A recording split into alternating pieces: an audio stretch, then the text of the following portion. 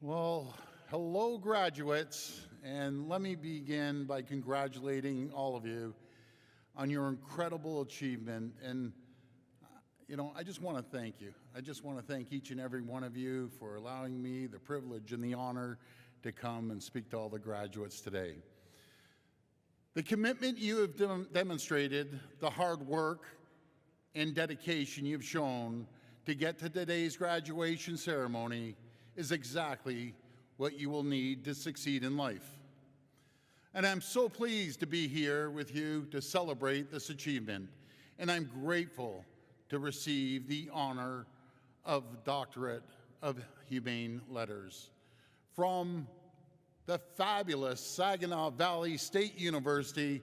I feel part of the family already. And I just want to thank my friend, President Grant, for showing leadership and the faculty and the staff and the amazing team at SVSU for the invitation and for the opportunity to say a few words to your wonderful graduates. For those who don't know me, my name is Doug Ford, and I've had the privilege of serving as Premier of the Province of Ontario of Canada for the past 8 years and 3 elections.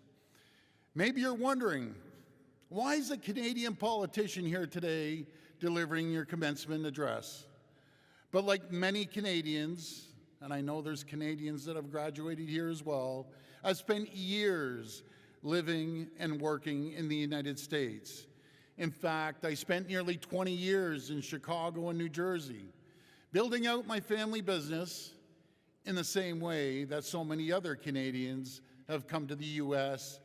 and help build up the ties of trade, friendship, and family that have made both of our countries, the greatest countries in the world, prosperous and successful. Our success, our prosperity is not an accident. It's the result of more than 200 years of work on both sides of the border. And it's a success built on several things that I want to talk to you about today. First and foremost, it's the result of having a plan. If an American business owner wants to invest or create jobs in Canada, and if a Canadian business owner wants to do the same in the United States, they start by looking ahead and knowing where they want to be in 5, 10, or 15 years. They have a dream of what they want to achieve, but first, they make a plan with the realistic goals of how they're going to get there. As you look ahead at your lives and your careers, ask yourself the same thing. First, what do you want to achieve? What are your dreams? But second, what is your plan to reach that goal? What practical steps are you taking today to make sure that you succeed in 5, 10, or 15 years? A plan is the first step, but it's not the only thing that matters. Throughout my time in business and in politics, I've seen the importance of teamwork, relationships, and loyalty in helping people succeed. I'm sure that's something you've all seen during your time here at Saginaw Valley. Whether that's learning in the classroom, studying for exams, or competing in sports, we are better off, we are more successful when we work together instead of working against each other. I've certainly found this to be true in my own life. In 1998, I came to Chicago from Toronto to set up a branch of my family's printing company. I learned pretty quickly that in order to succeed, the first thing I needed was a team I could depend on. On New Year's Day in 1999, I found a real estate agent willing to work with us on a holiday to show me some properties. we landed our first facility, a little 700 square foot office in Des Plaines, just outside of Chicago. And I got to work right away, knocking on doors, introducing our company to American firms. Right from the start, we recruited 3 salespeople from one of our competitors. Those 3 salespeople were the core of my team here in the US, and they were the foundation we built on our success. And because of our team, that we were able to land new customers, become profitable, and expand outside of Illinois across the US with larger facilities, more team members. And without that team, who stood with our company for close to 20 years, I could have never achieved what we built here in the United States as a Canadian company.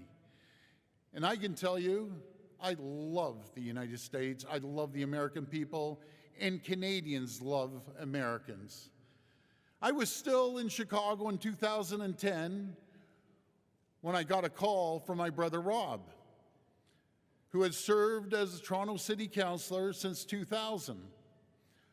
Rob told me he was going to run for mayor of the largest city in the country, and that was Toronto, and that he wanted me to come back and run for his old seat on City Council. That October, I won Rob's old seat, and Rob became the mayor of Toronto in a landslide. Our election wasn't an accident. It was the result of years of hard work, serving the people, and building relationships. As a councillor, as a mayor, Rob took calls from the people he represented, working day and night to make their lives better. As a city councillor and as premier, I do the same thing. I think I'm the only politician in the world who gives out his personal cell phone number to whoever wants it, and it's because of that I get hundreds or even thousands of texts and calls every single day. And I will tell you my cell number right now. It's public. It's 647-612-3673. And I give you that number so when you come to Toronto, we get to roll out the red carpet and just treat you like gold. My phone number is on the internet now, and my phone number never ever stops ringing around the clock. But I do this because I want to hear the people. I want to talk to them, to tell me what's on their mind, the problems they're having, and to tell me how I can help them. When you listen to people, when you build those relationships, you will succeed. That's how I've succeeded in politics, because if you prove to people that you're listening to them and want to help them, they will do the same for you. And that leads me to the last point, which is the importance of loyalty. As premier, I've faced some tough times.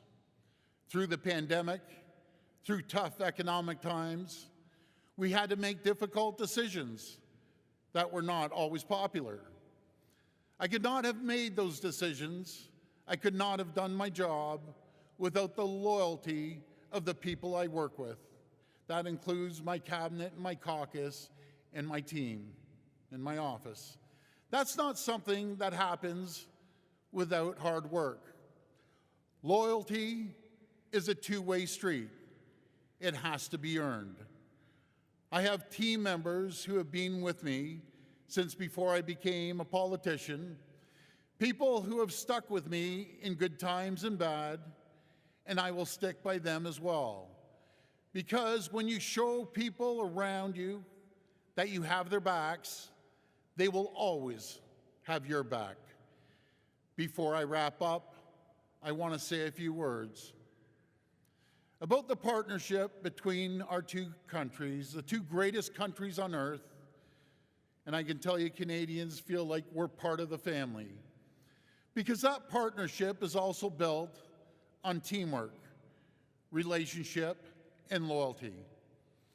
We see the teamwork required to manufacture a car, for instance, that crosses between the borders of Windsor and Detroit up to 8 times before it gets assembled in a great auto plant in Michigan or in Ontario.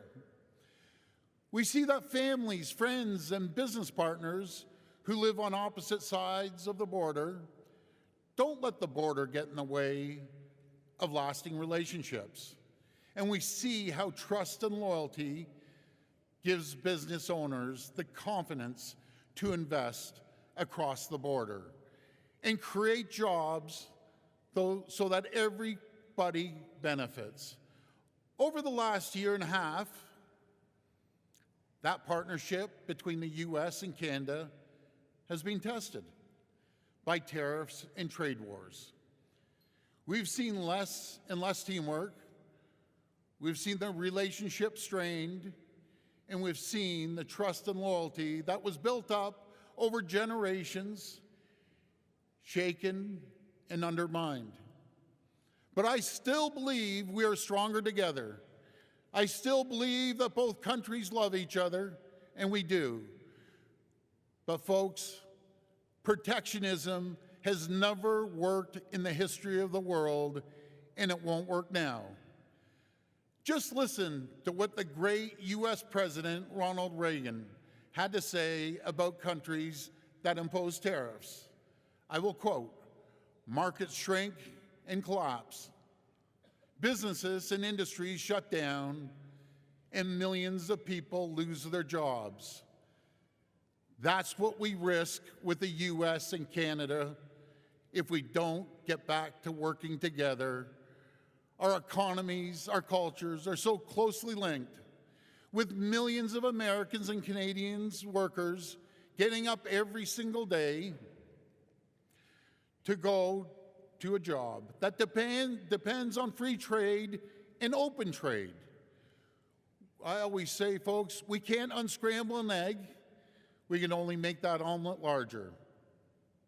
And that is my message to all of you here today. As you go out into the world to start your careers and build your lives, never, ever forget the importance of teamwork, of relationships, and of loyalty.